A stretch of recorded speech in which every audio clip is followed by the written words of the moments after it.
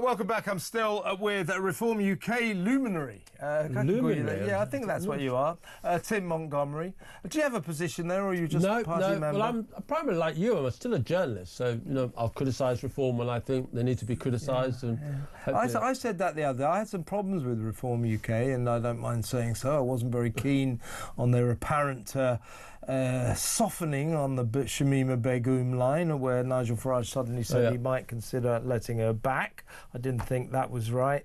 And I also thought there were problems with their attitude to Tommy Robinson. Did you really? So well, I just thought they were a little bit too strident. That made them sound too much like the mainstream parties. I'm no fan of Tommy Robinson, don't get me wrong. But, my point is, and a lot of people say, oh, you should be nicer to Nigel. I'm not here to bat for Reform UK. I don't bat for anybody. Reform UK have a lot of policies I appreciate. I like a lot of the members of that party, apart from Tim Montgomery. I was a bit iffy about him. Bringing my cold into your studio. Yeah, he's coming in here, infecting me with diseases. But like yourself, I reserve the right to have a go at anybody. Anyway, first of all, we're going to talk about the potentially very dodgy relationship between Donald Trump and his administration and Keir Starmer's administration in just a second. But in terms of people that Donald does like in this country, he certainly doesn't like Keir Starmer. He doesn't like Lord Mandelson. So that's an interesting area of debate. But he obviously likes Nigel Farage, clearly. But he also still really likes Boris Johnson. Now, Boris Johnson was seriously invited to the inauguration and was in the thick of it in the rotunda at the Capitol building. What was going on there? Why do you think he was there? I think there were certain people who went to DC over the last few days, Kev, who weren't invited. I don't know why, but Liz Truss's name seems to come to my mind. But Nigel Farage obviously didn't make the cut. She turns out, did you invite her? No, I didn't invite her. Anyway, go on. Nigel Farage clearly didn't make the cut for the rotunda, and that's not great for him, but I think he does still have a good relationship with Donald Trump. But yeah, the one person, as you say, who did get there from Britain was former Prime Minister Boris Johnson. And my understanding was that he still speaks to Donald Trump quite regularly. And one of the legacies that Boris Johnson most regards from his time in office was how Britain played a leading role in fighting for Kiev at the start of the war with Ukraine. And he's lobbying the now returned US president quite heavily on that issue. So people have spoken about Nigel Farage being, a possible envoy for Britain to the new US president. But I wonder, it'd be a hard pill for Keir Starmer to swallow, but actually one of his predecessors, that blonde bombshell of a former Prime Minister, he has a real way into the Oval Office. He'd be rather good, actually, I think, old Boris, as an ambassador in his unique style. But, it would be an unusual style of ambassador, but he would be good at it because he's likeable, he's sociable, he knows how to chit-chat. That's what it's all about. But that won't have gone unnoticed in 10 Downing Street. There was, Keir Starmer wasn't invited, the incumbent Prime Minister, but the former Prime Minister was. Yes, exactly. And so let's talk about the alleged special relationship between Britain and America. I think because of the nature of our government, basically an extreme socialist government, full of cabinet members, the most front benchers have insulted Trump at one point or another. We have David Lammy called him a neo-Nazi, and of course Peter Mandelson, our new ambassador in Washington, I think he will be. I don't think Trump will block him, although it'd be an extraordinary thing if he did. He's enjoying the possibility. He's dangling them on a string at the moment. Our man in Washington called Donald Trump a white supremacist, so they've all called him names. Now, he doesn't harbour grudges particularly, but he also doesn't forget.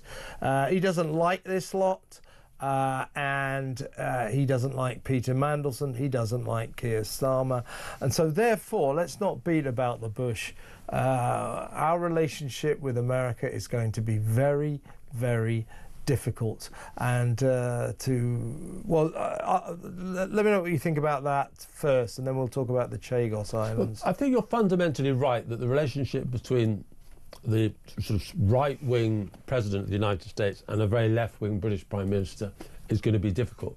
But here's a question for you. who likes Britain more? He does. Donald Trump or Keir Starmer? I actually think... It was Donald. Yeah.